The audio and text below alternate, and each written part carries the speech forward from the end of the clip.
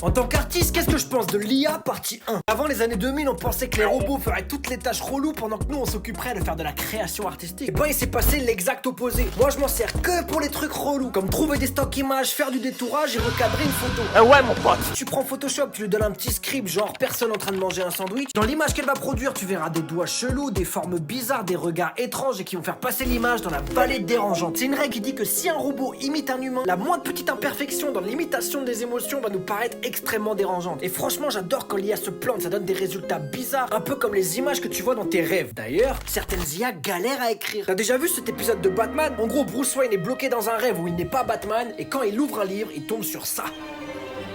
C'est pas juste une inspi au futurisme italien. Ça veut dire qu'un être humain ne peut pas lire dans son rêve parce que le cerveau qui rêve n'est pas le même que celui qui sait lire. Donc ma théorie, c'est que l'intelligence artificielle fonctionne de la même manière qu'un cerveau qui rêve. Est-ce que l'IA va remplacer les artistes? Non. L'IA doit rester un robot assistant. Et c'est à nous, artistes, de redoubler d'inventivité, d'originalité pour pas devenir de la bouffe pour rien. Par contre, certains secteurs de l'industrie peuvent remplacer leurs besoins créatifs par des IA. Donc en définitive, c'est pas de la faute de l'IA, c'est de la faute de l'humain qui utilise l'IA pour s'auto-remplacer. Donc dis-moi en commentaire si tu penses que l'IA va remplacer les artistes, mais moi en tout cas,